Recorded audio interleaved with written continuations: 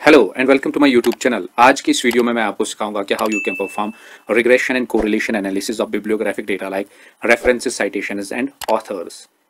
हम पहले सीखेंगे क्या हम कैसे कोरिलेशन मैट्रिक्स परफॉर्म कर सकते हैं, उसके बाद हम सीखेंगे पार्शियल कोरिलेशन, और लास्टली इस वीडियो में मैं आपको सिखाऊंगा कि how you can perform the linear regression analysis. और इसके लिए जो हम सॉफ्टवेयर यूज करेंगे दैट इज जेमोवी।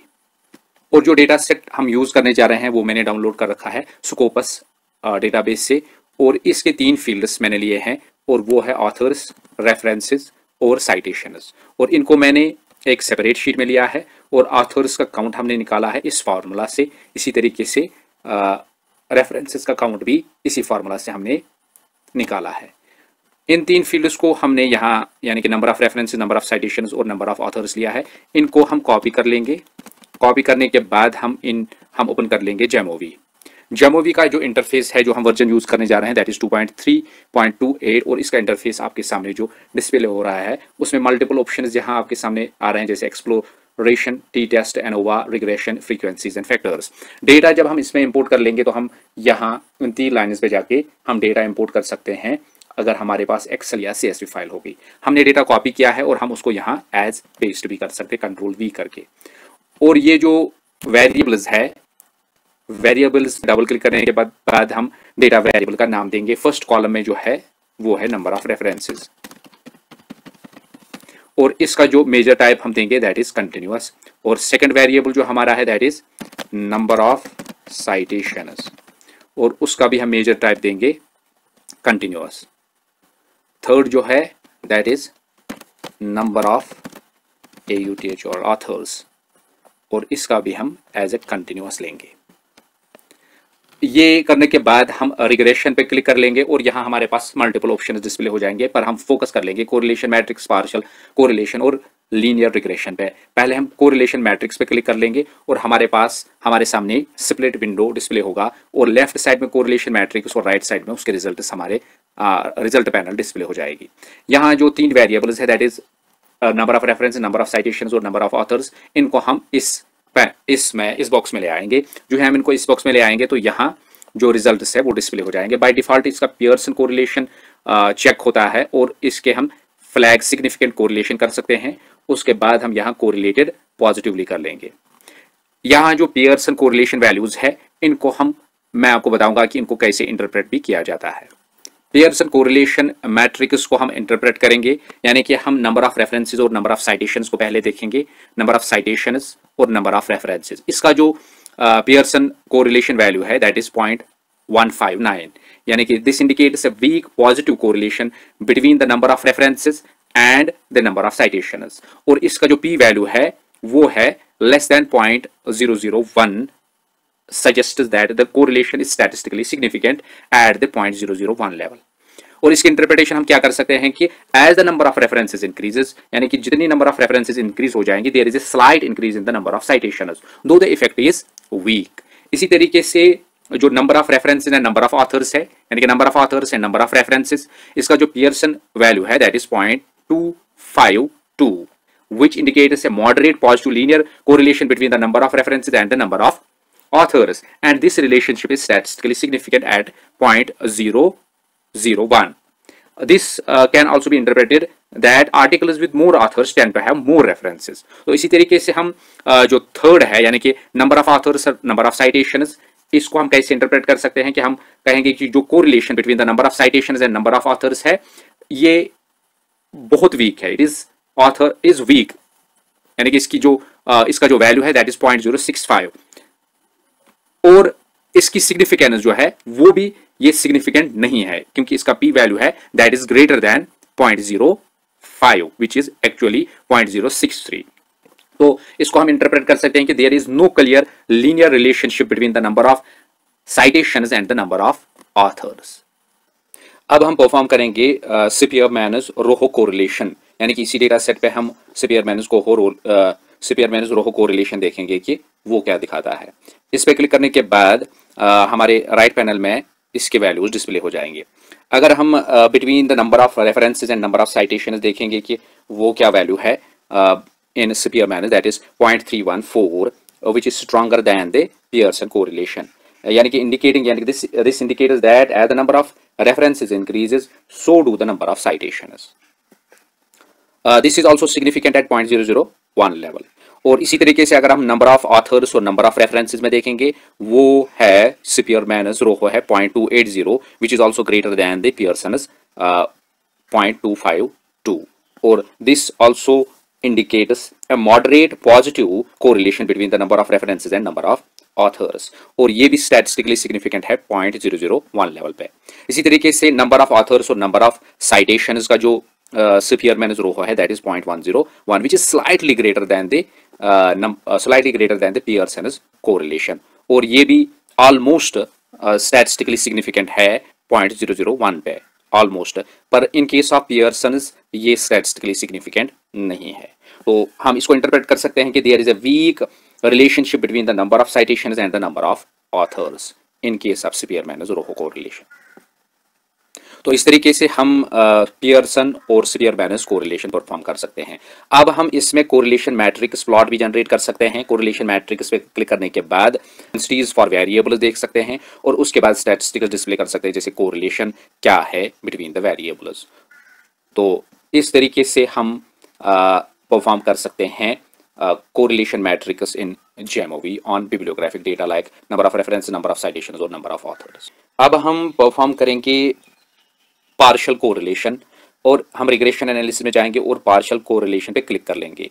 और इसमें हमें क्या करना है कि इसमें हमें एक कंट्रोल वेरिएबल लेना है जो कि हम नंबर ऑफ ऑथर्स लेंगे, यानी कि नंबर ऑफ रेफरेंसेस और नंबर ऑफ साइटेशंस हम एज वेरिएबल्स लेंगे, और कंट्रोल वेरिएबल जो है वो हम नंबर ऑफ ऑथर्स लेंगे। और कंट्रोल वेरिएबल यहाँ ले आना है, और वेरिएबल्स जिस पे हमें देखना है कि इफेक्ट क्या है वो हम यहाँ ले आएंगे।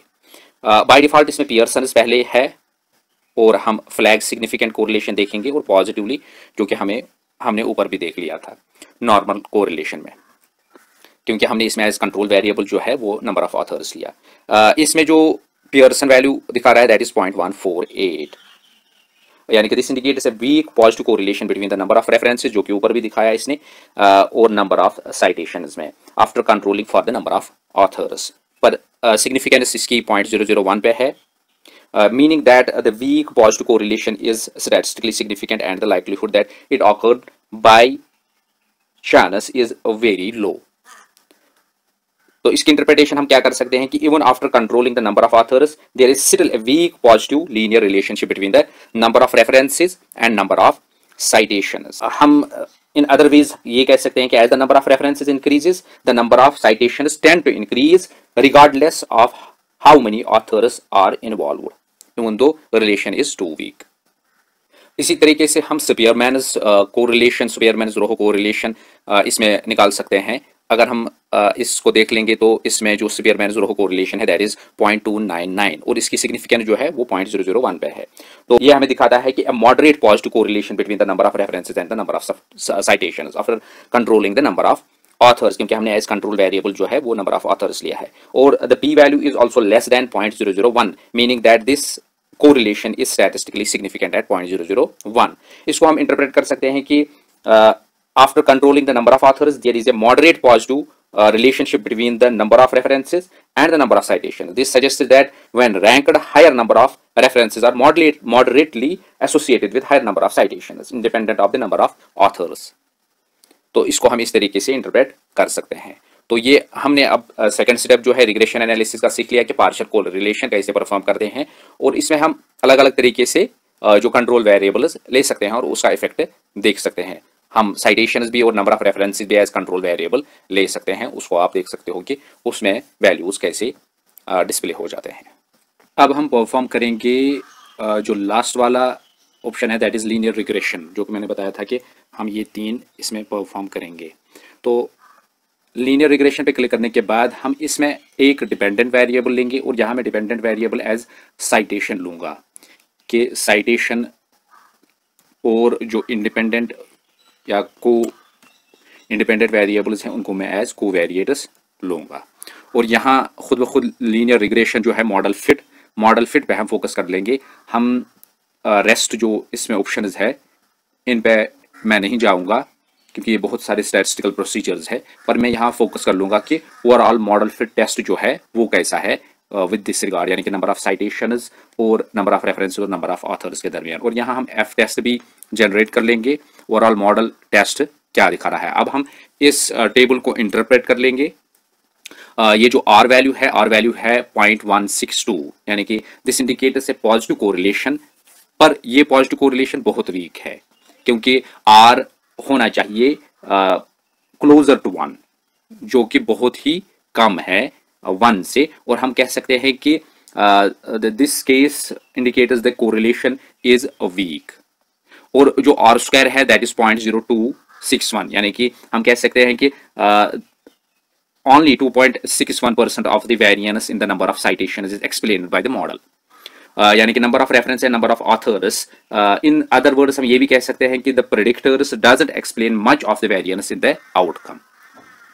और जो एफ टेस्ट है, एफ टेस्ट क्या एक्सप्लेन करता है कि एफ स्टैटिस्टिक्स क्या दिखाता है कि the overall significance of the model, यानी कि which is 0.001 means the model is statistically significant overall, meaning that the predictors together have a significant relationship, यानी कि जो प्रेडिक्टर्स है वो है नंबर ऑफ रेफरेंसेस और नंबर ऑफ ऑथर्स।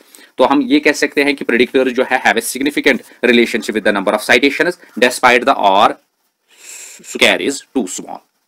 अब हम ये जो है model coefficient number of citations इस टेबल को इंटरप्रेट करेंगे। इसमें जो इंटरसेप्ट है this is the expected number of citations when both predictors, यानी कि नंबर ऑफ रेफरेंसेस और नंबर ऑफ ऑथर्स जो है आर जीरो, अगर हम प्रेडिक्ट कर लेंगे कि वो जीरो है तो it is statistically significant at 0.001, और इसको हम कह सकते हैं कि दिस एस्टिमेट इज रिलायबल।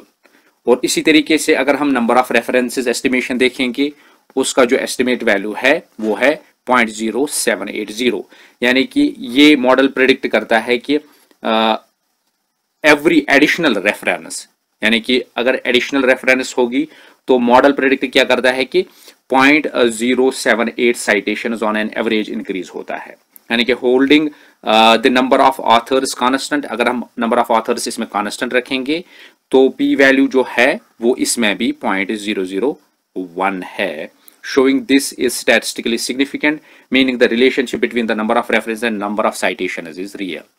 अब नंबर ऑफ ऑथर्स को क्या प्रेडिक्ट कर रहा है ये, तो एस्टिमेट जो है वो है 0.1646, यानी कि for each additional author the model predicts an increase of 0.165, almost 0.165 citations, यानी but the p value is not significant here, indicating that this is not statistically significant. तो ओवरऑल इंटरप्रिटेशन जो है लीनियर रिग्रेशन मॉडल की हम कर सकते हैं कि the model as a whole is significant but it only explains about 2 point, यानी कि ये 2.61% of the variance in the number of citations. और in case of number of references, number of references is a significant predictor of number of citations, meaning adding more references leads to slightly more citation, जो कि यहाँ ये दिखा रहा है। पर in case of number of authors is not statistically significant, जो कि यहाँ दिखा रहा है, तो हम कह सकते हैं कि प्रेडिक्टर क्या कर रहा है कि number of citations, so adding the number of authors does not significantly affect the number of citations in this case of, यानी कि in this data set। तो इस तरीके से हमने आज इस वीडियो में सीख लिया कि हम कैसे कोरिलेशन मैट्रिक्स, पार्शियल कोरिलेशन और लीनियर रिग्रेशन परफॉर्म कर सकते हैं ऑन बिब्लियोग्राफिक डेटा। होप कि इस वीडियो से आप लोगों को फायदा होगा और आप कमेंट्स में लिख सकते हैं कि नेक्स्ट वीडियो में किस पे बनाऊंगा।